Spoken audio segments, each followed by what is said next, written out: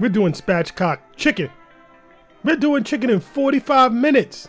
We're doing juicy chicken every day. Cooking, Dad. Cooking every day. All right. So we got our chicken here. Now we're going to spatchcock it. I don't know why they don't just say we're going to split the chicken in half, because that's exactly what we're doing. We're going to cut the backbone out. You definitely could use a knife, but definitely go ahead and make an investment in a good pair of kitchen shears. It's well worth it. It's really easy to use and definitely a tool for the kitchen to have. But once you get this chicken split open, as they always say, don't throw away that. Save it for some soup.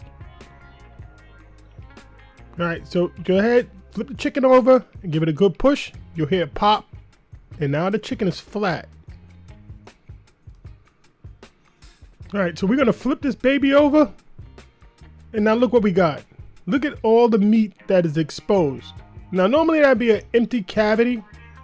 You know, maybe you stuff some onions or something in there, but now it's open. So we're gonna go ahead and season this up, because we're gonna attack this meat from the bottom and the top, just to put more flavor into this meat. You know, this is going to be to table in 50 minutes, an hour. So we're hitting it with some adobo,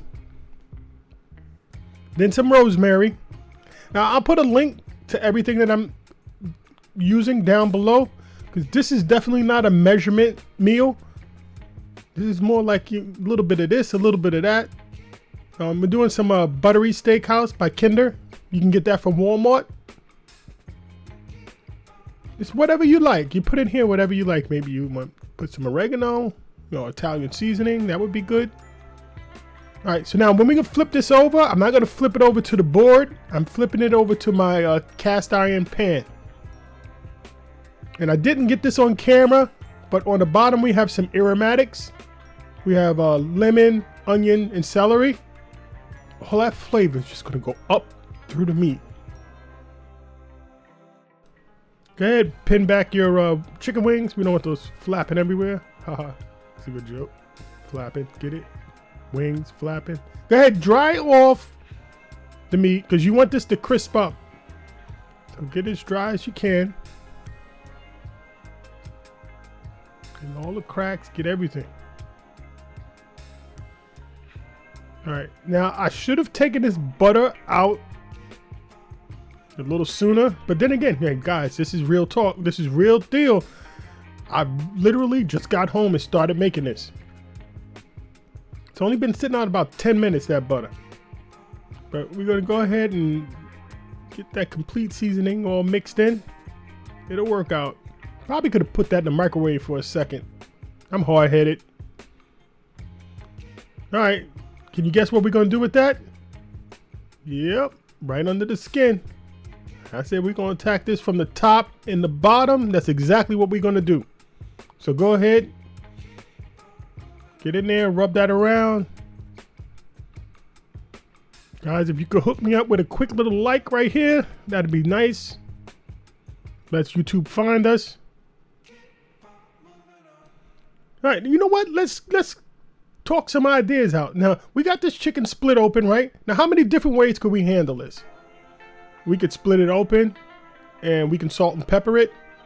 Put some Lipton onion soup mix on the bottom with a little bit of water, so we'll have a gravy. We could put barbecue sauce on it. We could take this and we could flip it upside down, start on the skin side down, right, in a hot pan, and then flip it over halfway through. Guys, you can take this and make this so many different ways.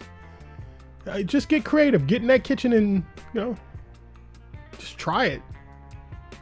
All right, so we got our chicken, you know, all buttered up.